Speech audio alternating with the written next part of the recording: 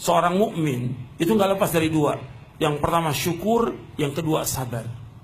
Ingat, seorang mukmin nggak lepas dari dua. Yang pertama syukur, yang kedua sabar. Makanya Nabi SAW bersabda dalam hadis yang sahih yang diriwayatkan oleh Imam Muslim dari sahabat Suhaib radhiyallahu an.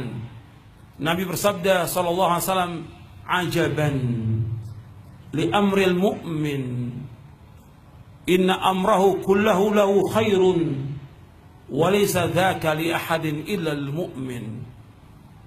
In asabathu sarra'u syakara fakana khairan lah, wa in asabathu dharra'u sabara fakana khairan lah." Akhrajahu Muslim. Kata Nabi SAW, sangat mengherankan urusan seorang mukmin. Urusannya seorang mukmin semuanya baik. Semuanya baik. Apabila dia mendapatkan, dan itu tidak didapati kecuali hanya orang mukmin aja. Bahwa semua sangat mengherankan urusan orang mukmin, dan itu tidak didapati melainkan hanya untuk orang mukmin saja. Nggak ada bagi orang lain, hanya mukmin. Kalau dia mendapatkan kenikmatan, mendapatkan kesenangan, mendapatkan kegembiraan, maka dia bersyukur kepada Allah Ta'ala, dan itu baik buat dia. Kalau dia mendapatkan cobaan, ujian, kesulitan, kefakiran, atau yang lainnya, dia bersabar.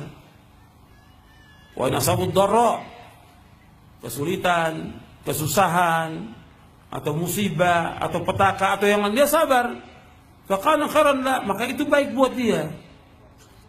Jadi perhatikan, di sini ada syukur, ada apa? Yang kedua apa? Sabar. Syukur atas semua nikmat yang Allah berikan kepada kita. Syukur.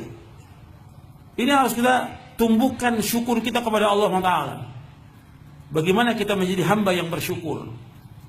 Kalau soal cobaan, ujian pasti ada. Allah menyebutkan para anbiya wa rusul alaihi wassalatu wassalam, para nabi dan para rasul, dengan disebutkan bahwa orang-orang yang bersyukur semuanya. Mereka semuanya abdan syakura, hamba-hamba yang bersyukur kepada Allah. Tapi bagaimana para nabi dan rasul? Ada cobaan enggak?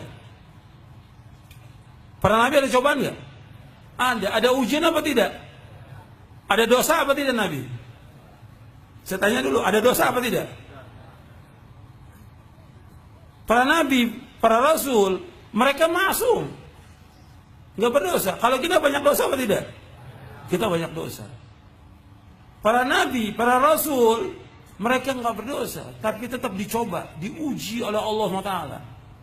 Mereka hamba yang bersyukur kepada Allah Taala. Syukur. Cobaan, ujian pasti menyertai seorang mukmin. Nggak mungkin tidak. Makanya yang ditonjolkan dulu pertama kali syukur dulu kepada Allah Taala. Syukur. Setelah itu kau dapat cobaan, ujian segala macam, sabar. Sabar. Tetap kita harus sabar atas semua cobaan, ujian. Harus sabar. Tapi kalau kita bandingkan nikmat yang Allah berikan kepada kita, nggak terhitung nikmat itu dibandingkan dengan musibah yang Allah berikan kepada kita. Sambil contoh. Contoh banyak sekali. Yang pertama, sambil contoh. Islam kita. Allah memberikan karunia kepada kita Islam. Nikmat atau tidak? Nikmat. Kalau seandainya ada orang yang dia tidak masuk Islam, tidak masuk Islam, dia kafir, kemudian meninggal dalam keadaan kafir, tempatnya di mana?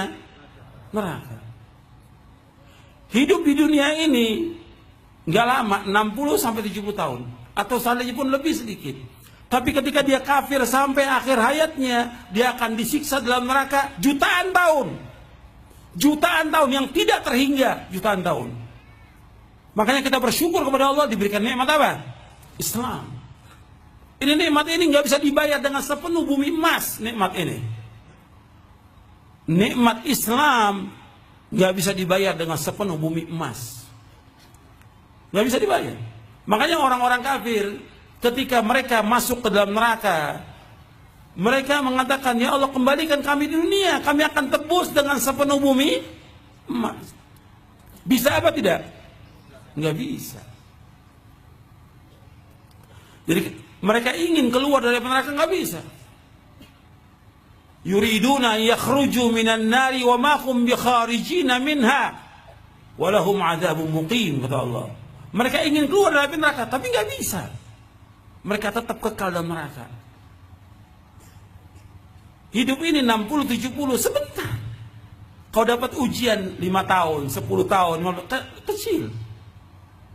Maka nikmat Islam ini wajib kita syukuri. Ini nikmat yang besar. Nggak bisa dibandingkan dengan semua yang ada seisi bumi ini.